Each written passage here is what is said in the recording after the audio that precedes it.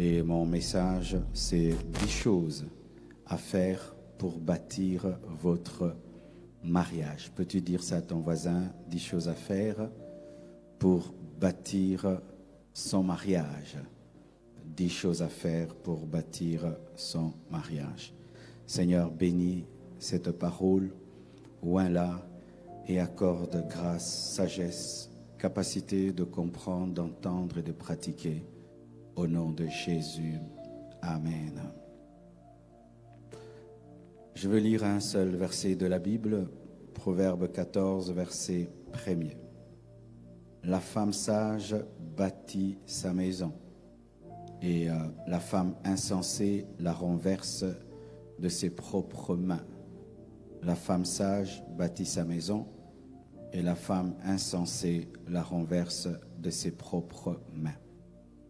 Nous voyons dans ce passage la capacité de bâtir et la capacité de renverser que Dieu nous a donnée. Dieu ne bâtira pas nos couples à notre place. Il nous donne les briques, c'est nous qui construisons. Et le diable nous donne le marteau et c'est nous qui détruisons. Soit vous allez bâtir, soit vous allez détruire. Tout dépend de vous. Il n'y a pas des couples extraordinaires. Tous les couples que vous voyez là, vieillir ensemble, être heureux ensemble, ne sont pas extraordinaires. Ils ont choisi de bâtir et ont refusé de détruire. Et la Bible dit que la femme sage bâtit sa maison. Donc détruire son couple, c'est être insensé. Détruire son couple, c'est être fou. C'est comme si tu viens chez moi, je commence à détruire ma maison, je casse la télé, je mets le feu. Je suis fou, n'est-ce pas? Et lorsque tu trompes ta femme, tu trompes ton mari, tu es fou, tu es folle. Lorsque tu décides d'être une femme insoumise, c'est la folie. Lorsque tu décides de commencer à taper ta femme, c'est la folie. Parce que la Bible dit que la femme insensée renverse de ses propres mains, pas avec les mains de quelqu'un d'autre, de ses propres mains son couple. Et j'aimerais même dire, l'homme insensé renverse de ses propres mains sa maison. L'homme insensé détruit sa propre maison. Tu vas voir quelqu'un, il a une belle carrière, tout va bien pour lui. Et il décide tout d'un coup de devenir un mauvais mari. Sa carrière commence à être détruite. Sa vie est détruite. Il était riche, il devient pauvre. Un jour, il décide de faire comme tous les hommes. Et il détruit tout. Ne soyez pas des couples fous. Soyez des couples sages. Bâtissez. Ne détruisez pas. Là, vous êtes à la ligne de départ. Réussissez. Alléluia. Et je vais vous donner 10 secrets pour réussir. 10 secrets pour réussir. Premièrement, le plus grand secret, c'est de donner vos vies à Jésus. Je ne pense pas que j'aurais été le mari que je suis pour ma femme et le père que je suis pour mes enfants si je n'avais pas Jésus dans ma vie. Non. J'avais beaucoup de théories sur comment être un bon mari, un bon papa. Mais sans la nature de Dieu en moi, je serais incapable de pratiquer ce que je connais. Parce que tu peux connaître des choses sur comment bâtir le couple, comment être un bon mari, une bonne femme, mais tu n'as pas la force. C'est pourquoi il faut avoir Jésus. Ne vous y trompez pas. On a très besoin d'être chrétien quand on se marie. Parce que la nouvelle naissance nous donne la nature divine qui nous rend fidèles, qui nous rend doux, qui nous permet de pardonner, nous humilier, qui sont des valeurs importantes dans le mariage.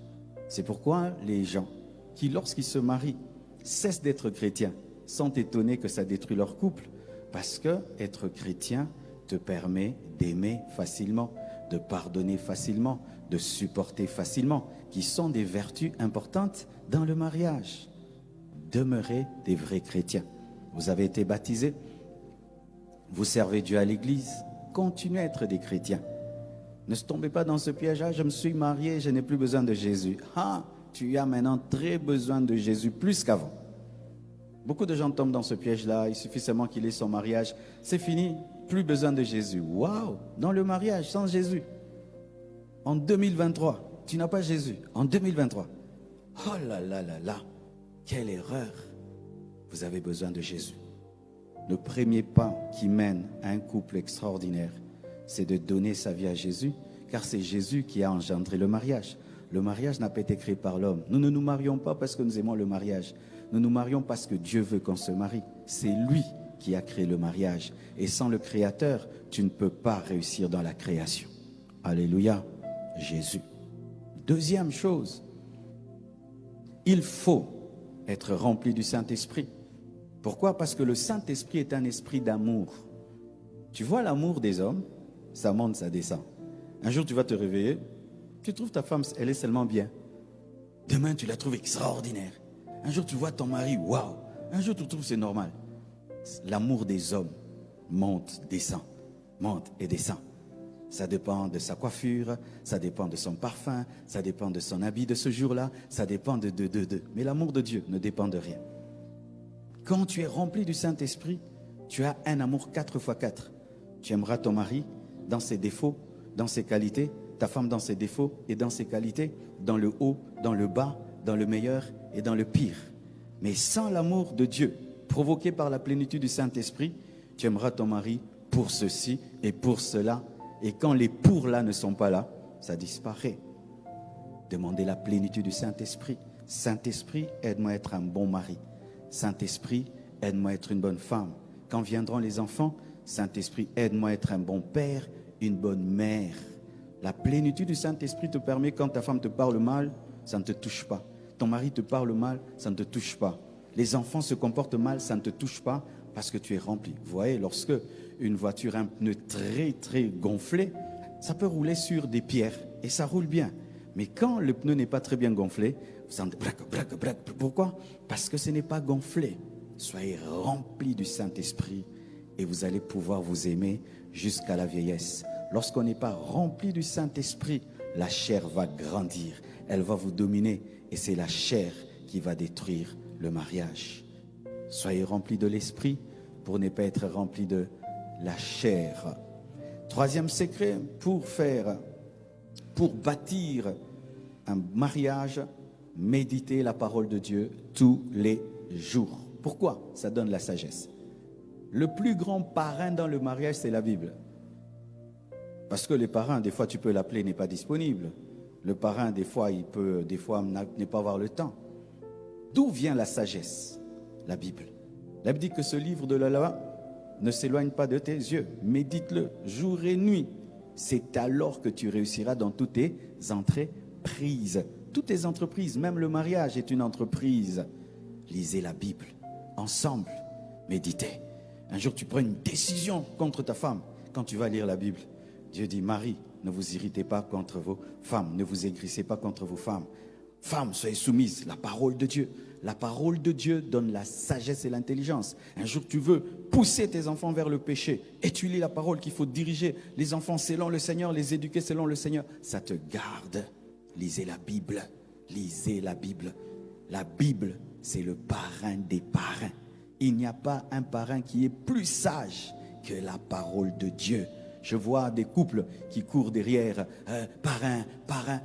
Mais tu causes avec eux. Aucune sagesse de la part de Dieu. Il y a des choses vous cherchez, c'est déjà écrit dans la Bible. Des fois vous cherchez des hommes à gauche et à droite, c'est déjà écrit dans la Bible. Lisez les Écritures, comprenez les Écritures, méditez les Écritures et vous aurez la sagesse pour votre couple et pour vos enfants.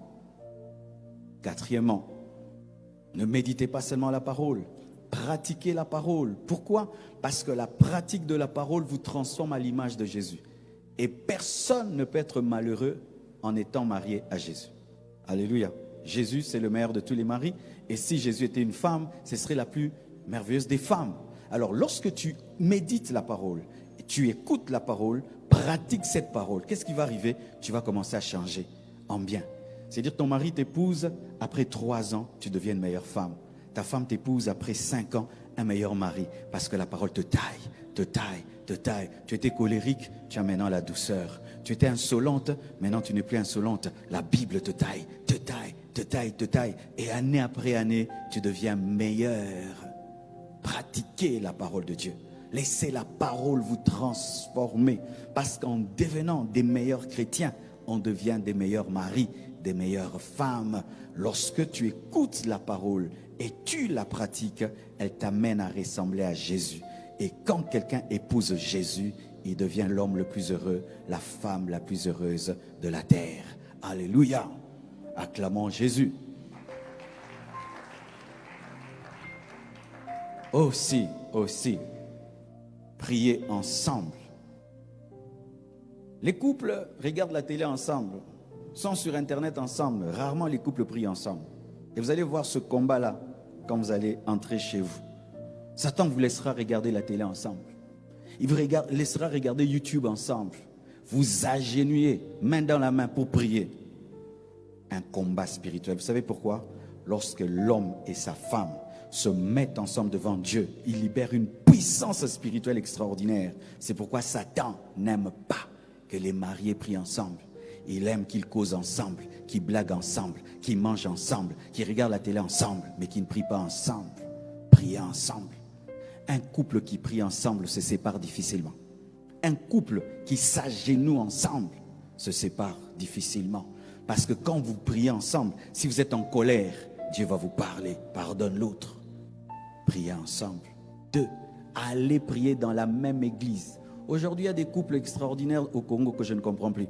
Le mari prie à la Compassion, la femme prie à Philadelphie. Non, non, choisissez. Ou vous deux à la Compassion, ou vous deux à Philadelphie.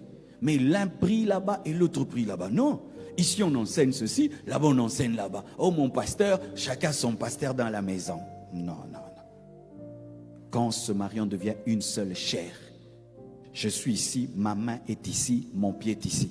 Maintenant, quand toi, tu pries dans une autre église, tes pieds sont ici, ta tête est ailleurs. Non. Et, qu'est-ce qui se passe? La femme suit l'homme dans son église. Alléluia. De la même manière qu'on quitte sa maison et on va habiter chez l'homme, lorsqu'un homme épouse une femme, c'est la femme qui quitte son église et qui suit l'homme. À moins que la femme soit déjà une grande servante de Dieu là-bas et tout. Mais normalement, la femme quitte et suit son mari. C'est pourquoi, lorsqu'on fait des mariages avec des maris ou des femmes qui sont dans des fausses doctrines, c'est là où ça crée des problèmes parce que tu ne peux pas suivre l'autre dans sa fausse doctrine. Mais quand vous deux, vous êtes dans une bonne doctrine, homme et femme, la femme suit le mari et un pasteur ne peut pas s'opposer à cela. J'ai une fille qui prêche, qui chante. Si elle épouse un frère de l'église La Borne, elle suit ce frère là-bas parce que les parents ont libéré les enfants. Tu aimes ta fille, mais elle va habiter, elle change d'avenue, d'adresse, même pour les choses spirituelles. Sinon, ça fait deux personnes qui sont nourries de manière différente. Alléluia. Ce sera mon pasteur a dit, mon église a dit, nous avons un tel programme, nous aussi nous avons tel programme. Et les enfants maintenant après, ils vont prier où? 2 là-bas et 3 là-bas. Et ça fait des problèmes. Alléluia. Écoutez la parole de Dieu ensemble, priez ensemble, allez dans une même église pour écouter la même parole, pour avoir un même pasteur qui veille sur votre mariage. 7e, entourez-vous des personnes qui craignent Dieu, des parents qui craignent Dieu, des amis qui craignent Dieu, des couples qui craignent Dieu, car les mauvaises compagnies corrompent les bonnes mœurs et les bonnes compagnies renforcent les bonnes mœurs. Entourez-vous des gens qui craignent Dieu. Entourez-vous des couples qui s'aiment. Entourez-vous des couples qui craignent Dieu. Entourez-vous des couples épanouis. Entourez-vous des gens qui vous poussent à être des bons maris et des bonnes femmes. Lorsque le chrétien fait de ses amis des buveurs, des ambianceurs, un jour, tu vas te retrouver dans une boîte de nuit. Lorsqu'une femme a comme amie des femmes insoumises, insolentes, qui sont tout le temps sur Internet et n'ont pas le temps pour leurs enfants et pour leur mari, tu vas détruire ton couple. C'est pourquoi tu dois veiller sur les amis de ta femme et tu dois veiller sur les amis de ton mari. Un homme a le droit de dire à sa femme, je ne veux pas tel ami à côté de toi. Une femme a le droit de dire à un homme, je ne veux pas tel ami à côté de toi parce que tu rentrais à 20h. Depuis que tu es son ami, tu rentres à 23h. Tu ne me battais pas. Depuis que tu es son ami, tu commences à me tabasser. Tu ne m'insultais pas. Depuis que cette fille vient à côté de toi, tu as commencé à m'insulter. Tu as le droit de veiller sur le genre de relation de ton mari et de ta femme. Pourquoi ? Parce qu'il y a la contamination spirituelle qui existe, négative et positive. Alléluia. Et c'est votre droit, c'est votre droit. Alléluia. Comment moi, je remarque et je sais détecter une influence dans la vie de quelqu'un de proche? Tu étais d'une certaine manière. Une personne seulement commence à te côtoyer, tu commences à changer de langage. Je sais que c'est elle qui t'a apporté ça. Parce qu'avant, tu n'étais pas comme ça. Comme ça, je peux détecter l'apport des personnes qui viennent à côté de ma femme. Si je vois que depuis que telle maman-là, tout le temps cause avec ma femme, il y a des réponses qu'elle me donne, qu'elle ne me donnait pas, des réactions qu'elle avait. Je sais que c'est elle qui a amené et je peux dire, je ne veux plus de telle. Parce que l'homme est un vase communicant. Ce que j'ai, je te le donne. Bon ou mauvais. Et vous devez surveiller cela. Septièmement, vous ne suivez pas, c'est huitièmement. Touchez-vous souvent. Le plus souvent que possible, touchez-vous. Tenez-vous les mains. Vous savez, vous voyez, ça devient rare dans les mariages. Quand on se marie, c'est touché comme ça. Vous voyez ça? Après 5 ans, revenez, je vais voir si vous allez vous tenir comme ça. Après 10 ans, revenez. Il y a des mariés qui ne se tiennent plus comme ça. Ça, tu dis, hé, Boniko, je vous dis la vérité. Comme ça. Quand vous vous chamaillez, vous ne vous tiendrez plus comme ça. Quand vous ne vous aimez plus, vous ne vous tiendrez plus comme ça. Quand vous êtes dégoûtés l'un de l'autre, vous ne tiendrez plus comme ça. Parce que quand on se touche comme ça, ce ne sont pas que les corps qui se touchent, c'est même les âmes et les esprits qui se touchent. Touchez-vous souvent. L'autre passe à côté de toi, tu le touches. Tu te réveilles, tu lui fais bisous. Vous vous cognez. Vous êtes assis à côté de l'autre, tu te pousses. Le plus souvent. Pourquoi? S'il n'y avait pas le corps, il n'y aurait pas de mariage. Si vous n'aviez que l'âme et l'esprit, sans corps, on n'allait pas bénir des esprits ici et des âmes. Si là on est là, c'est parce qu'il y a des corps. Et donc dans le mariage, prenez soin du corps. Les corps doivent se toucher. Parce que sans corps, il n'y a pas de mariage. Et souvent, nous les chrétiens, tellement qu'on est très esprit, très âme, lorsqu'on se marie, on oublie le corps. On prie, on jeûne, la parole. Mais on ne s'est pas marié pour ça. C'est le corps qui a fait qu'on se marie. C'est pourquoi les anges ne se marient pas. Touchez-vous le plus que possible, même si les Africains ont honte de voir les gens se toucher. C'est leur problème, qui s'évanouissent. Alléluia, qu'ils s'évanouissent. Quand ils se réveillent, ils s'évanouissent encore. C'est pourquoi, quand vous êtes des jeunes couples, n'habitez pas avec quelqu'un. Ça empêche de se toucher tout le temps. Vous deux seulement à la maison. À peine mariés, des gens qui commencent à venir, vous n'allez vous toucher que dans la chambre. Alors qu'on doit se toucher tout le temps quand on vient de se marier. C'est pourquoi je vous déconseille. À peine marié, oh ta sœur va te suivre, oh ton frère, sœur, attendez. Comme un roulage, je vous dis attendez. Attendez. Pour qu'ils aient la liberté de se toucher, parce que se toucher, c'est le ciment du mariage. Là où on ne se touche pas souvent, on se sépare facilement, parce que le toucher attache les cœurs. C'est pourquoi lorsque les couples ne s'aiment plus, leur relation intime commence à diminuer et diminuer et diminuer parce que l'amour diminue. Ok.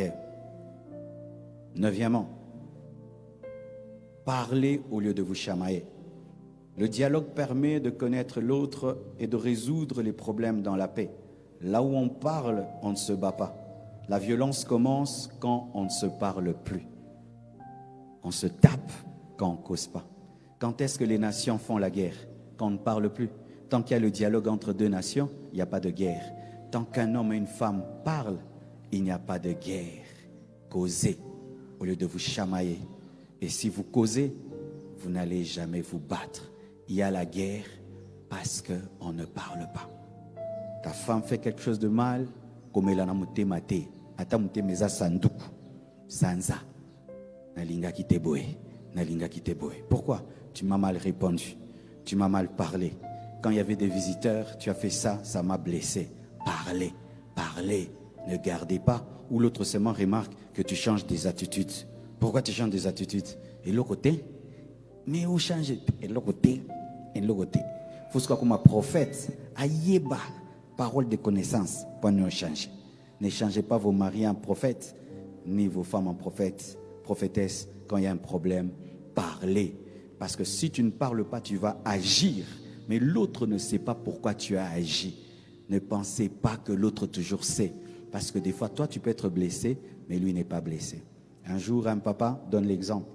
Lui, il a vécu dans une famille où on se fait des blagues et des blagues blessantes. Ils ont grandi comme ça, des blagues. Hey, yo talamoutou, hey, yo talaboui. Dans leur famille, ça ne fait rien.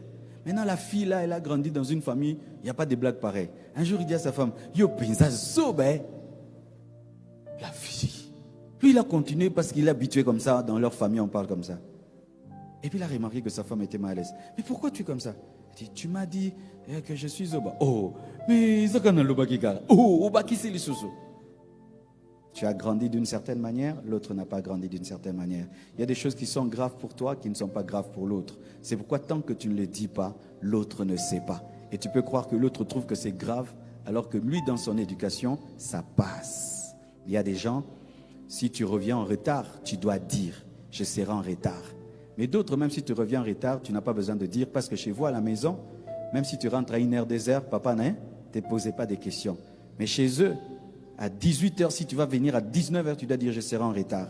Maintenant, si toi, tu es habitué, tu as cette éducation-là, tu rentres tard, tu rentres seulement, ça va, je peux manger. Mais elle te regarde. Elle attend que tu dises, excuse-moi, c'est. Et puis tu commences à manger. Et puis elle dort en boudin. Oh, boudé le gamonini. Parce que elle, tu ne peux pas venir en retard sans prévenir et sans dire pourquoi. Mais pour toi, c'est normal parce que depuis que tu es enfant, les parents ne demandaient pas des comptes. Chacun de vous est différent et il faut parler. Tu dois apprendre à l'autre ce qui est bon pour toi et mauvais pour toi, ce qui passe et ce qui ne passe pas. Terminons. Ne ratez aucune occasion pour donner la joie à l'autre. Un anniversaire, un retour du travail, un retour d'un voyage, une belle coiffure, un beau vêtement, une bonne nourriture. Ne ratez jamais l'occasion. Les meilleurs buteurs, lorsqu'ils jouent, ne ratent jamais l'occasion de marquer. Il peut se promener dans le terrain pendant 60 minutes. À la moindre occasion, il la transforme en but. Soyez aussi ainsi. Ne rate pas l'occasion de donner à l'autre la joie. Te prépare bien la nourriture. Ah, c'est très bon.